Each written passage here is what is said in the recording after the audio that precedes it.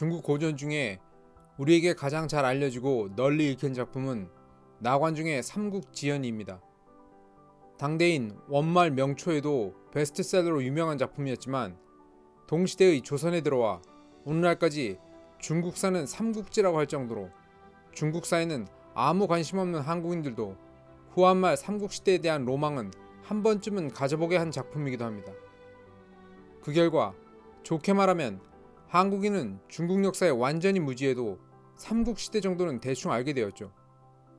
반면 거꾸로 말하면 대부분의 한국 사람은 중국 역사에 대해서는 유비, 관우, 장비, 제갈량, 조조, 손권이 나오는 삼국시대 이외에는 아예 관심이 없습니다.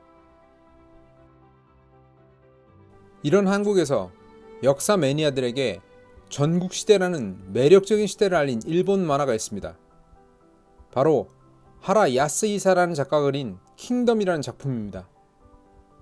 이 만화는 워낙 두터운 매니아층이 형성되어 있고 지금 이 영상을 보시는 분들 중 상당수가 비슷한 이유로 여기까지 오셨을 것이기 때문에 작품에 대한 자세한 설명은 생략하겠습니다.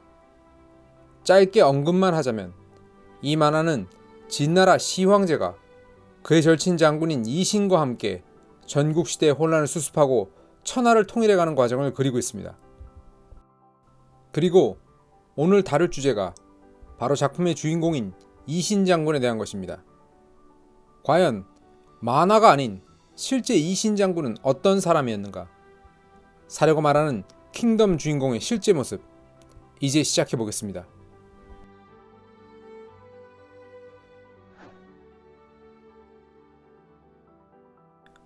우선 그의 출신 성분입니다. 만화에서는 이신이 노예 출신으로 등장합니다. 이신은 자신의 동무인 표가 진왕 영정과 닮았다는 이유로 그의 카케무샤로 뽑혀갔다가 죽임을 당하자 각성하게 됩니다. 그리고 죽은 친구를 대신하여 진나라의 대장군이 되고자 하는 꿈을 가지게 되면서 그의 여정이 시작됩니다. 그런데 킹덤에 나온 것처럼 이신은 실제 노예였을까요? 아마 이에 대해서는 만화를 보셨던 분들도 짐작을 하고 계셨을 것이라고 생각됩니다. 아무리 신분 이동이 활발했던 중국 전국시대라고는 해도 일개 노예가 대장군이 되는 것은 하늘의 별 따는 것처럼 어려운 이야기입니다. 또한 이신은 사실 이 정도로 극적인 인물은 아니었습니다. 이신의 할아버지는 진나라 농서태수였고 아버지는 남군 태수였다는 것을 통해 우리는 이신이 진나라 대귀족 출신이라는 것을 어렵지 않게 알 수 있습니다. 즉 진나라에서 손꼽히는 귀족 정도는 아니라고 해도 그가 후에 대장군으로 성장하는데 충분한 출신 배경 정도는 지니고 있었다고 보는 것이 맞겠습니다.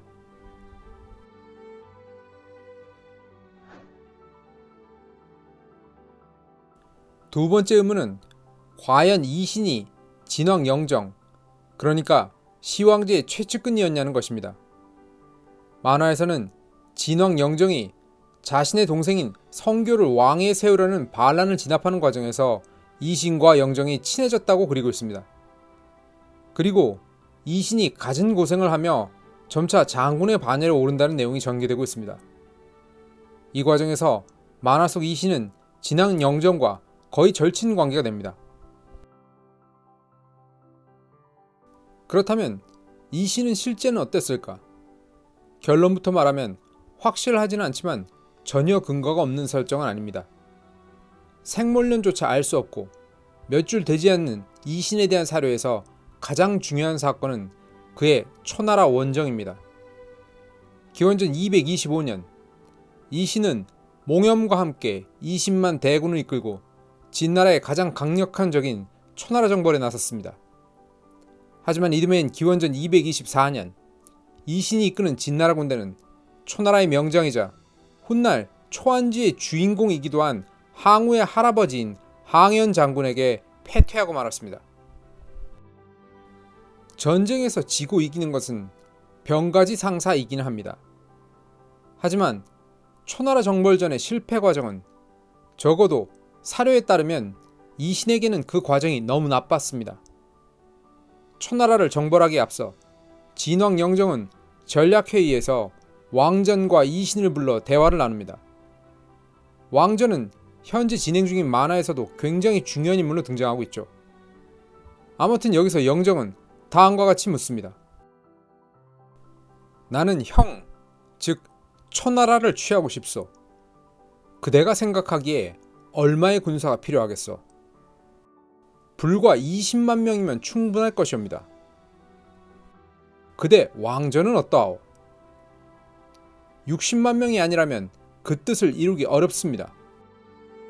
왕장군도 이제 늙으셨나보. 어찌 그리 겁을 내는 게요? 이 사건을 계기로 이신은 몽염과 함께 20만의 병사를 동원한 초나라 정벌 프로젝트의 총사령관이 되고, 반면 왕전은 체면을 구긴 채 사직서를 내고 자신의 고향인 비냥으로 내려갔습니다. 이렇듯 노장인 왕전을 밀어내며 호기롭게 전쟁을 시작했으니 이신은 반드시 승리해야 했을 것입니다. 그런데 천하 통일이 걸린 이 대장정에서 이신은 실패하고 말았습니다. 초기에는 초군을 공파하여 평여, 침, 언, 영땅을 점령하는 큰 성과를 올렸지만 초나라의 마지막 기둥인 명장 항현에게 대패하여 진나라 땅으로 철수를 하게 됩니다. 일반적인 상황이라면 이신은 이제 목숨을 내어놔야 할지도 모를 일이었습니다. 사기 왕전 열전은 이신의 패전이 7명의 도위를 잃은 치명적인 것이었다고 묘사하고 있습니다.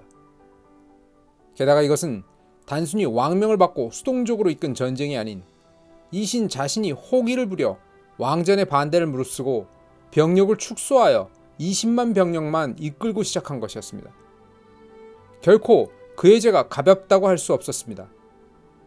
상과 벌에 대해서는 상상을 초월할 정도로 엄격한 당시 진나라 정서상 이신의 안위를 보장하기 힘든 상황이었습니다. 그런데 이 사건으로 이신은 목숨을 잃기는커녕 귀양조차 가지 않았습니다. 오히려 무려 고작 2년 만인 기원전 222년에 다시 재기할 수 있는 기회를 부여받습니다. 이번에는 연나라를 공격하는 임무였습니다. 왕전의 아들인 왕분이 사령관이 되었고 이신은 그의 부장이 되어 함께 연나라를 쳐 멸망시켰습니다. 그는 그 뒤에도 다음 해인 기원전 221년에 제나라 공격에 참전했으며 진나라가 천하를 통일한 이후에는 그간의 공적을 인정받아 농서후에 봉해졌습니다. 이 일련의 사건이 암시하는 것은 이신이 확실히 진왕 영정에 총애를 받고 있었다는 것입니다. 다른 장수들이었다면 목숨을 부지하더라도 최소한 몇 년은 입 닫고 조용히 있어야 할 상황에서 연이어 중요한 전쟁에 다시 병권을 쥐었다는 것은 그가 진왕 영정의 총신이었을 가능성이 높음을 암시하고 있습니다. 물론 보다 확실한 증거는 사료 부족으로 확보하기 어렵습니다. 우리의 상상력을 발휘해 볼 수밖에 없는 것이죠.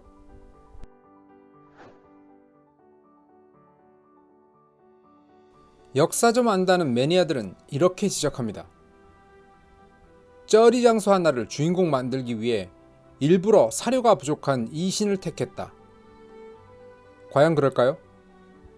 결론부터 말하면 반은 맞고 반은 틀린 이야기입니다. 우선 이신이 역사에 가장 큰 족적을 남긴 20만 초나라 원정 사건을 다른 각도에서 살펴보겠습니다.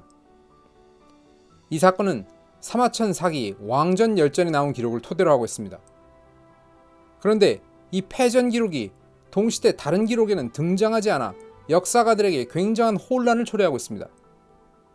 예를 들어 이신의 부장으로 초나라 원정을 이끈 몽염에 대한 기록을 담은 사기 몽염 열전에도 이신의 패전에 대한 기록이 없습니다.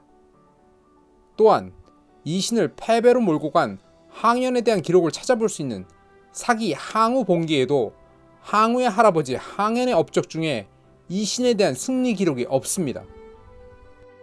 이런 기록상의 충돌 때문에 이신 20만 대군의 패배가 지닌 실체에 대한 의문이 끊이지 않습니다. 이런 가정이 가능합니다. 이신의 후퇴가 혹시 전투에서 진 것 때문이 아닌 단순한 철군에서 기인한 것일 수 있지 않았을까? 즉, 상황은 이러합니다. 당시 이신의 대군이 철군했을 시점에 본국인 진나라에서는 초나라 출신 대신인 창평군이 반란을 일으켰습니다. 이신은 당연히 본국을 안정시키기 위해 장거리 원정을 중단해야 했습니다. 이게 맞다면 이신은 원정에서 소기의 목적을 거두는 데는 실패했지만 항현에게 대패한 것은 아니라는 것이죠. 또한 그가 입은 손실은 철군 과정에서 생긴 불가피한 것이었기에 이신은 추후에 진나라 조정에서 패전의 멍에를 쓰지 않았고 쉽게 재기할 수 있었다는 추론이 가능합니다. 때문에 이 전쟁에 이신과 같이 참전했던 몽염 입장에서도 이를 패배로 기록하지 않았고 이신에게 멋쩍게 승리한 항현 측에서도 딱히 크게 자랑하며 기록에 남기고 싶어하지 않았을 것이라는 추측도 해볼 수 있습니다. 또한 이신의 패배가 하필이면 이신과 20만, 60만 논쟁을 벌이다 낙향한 왕전과 관련된 기록에만 등장하는 것도 이상합니다. 사기 왕전 열전의 기록은 왕전 측 사람들이 남긴 기록에 영향을 받았을 가능성이 커 이신의 패전은 실제보다 부풀려졌을 가능성도 있을 수 있습니다. 그리고 만약 이신이 정말 쩌리 장군이었다면 후대에 그가 획득한 명성이 설명되기 어렵습니다. 이신의 명장으로서의 명성은 훗날 800년 후 당나라까지 이어져 당황실은 자신들이 이신의 후손이라고 주장하기도 했으니까요. 무엇보다 이신 장군은 연나라를 격파하여 멸망시키고 제나라를 굴복시키는 데 일조하여 진나라의 천하통일에 1등 공신으로 이름을 남겼습니다. 그런데 그런 이신 장군의 기록이 다른 명장들에 비해 왜 이리 부실한가? 한 가지 가설이 가능한 지점이 있습니다. 바로 이신의 가문과 사기의 저자인 사마천과의 관계입니다. 이신의 후손인 이릉은 하무제의 명을 받고 흉노토벌에 나섰다가 포로가 되었고 그는 순식간에 역적이 되어버립니다.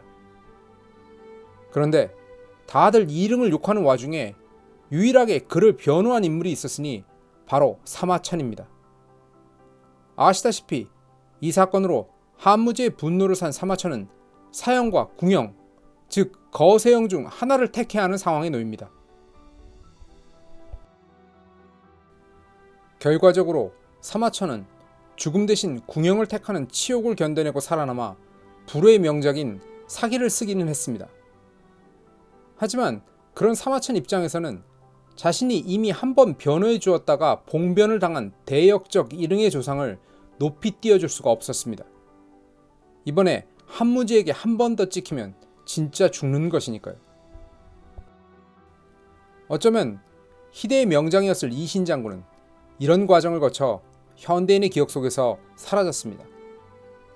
그런 그가 킹덤이라는 작품을 통해 상상력을 통해서나마 우리에게 큰 임팩트를 주고 있는 것은 그래서 매우 흥미로운 현상이 아닐 수 없습니다. 당연히 킹덤은 허구의 내용이 많아 가려가며 볼 필요는 있지만 그 점을 지나치게 불편해할 필요는 없다고 생각합니다. 일례로 오늘날 신화적인 인물로 전설이 되어버린 삼국지연의 제갈량도 비슷한 문학적 과장과 부풀림을 통해 현재 우리의 뇌리에 자리잡게 된 것이니까요. 역사와 문학은 이렇듯 서로 간에 영향을 주고받으며 역사 속의 인물을 만들어가는 것 같습니다. 오늘 준비한 이야기는 여기까지입니다. 또 다른 킹덤의 이야기가 듣고 싶으시다면 구독과 좋아요 부탁드리겠습니다. 시청해주셔서 고맙습니다.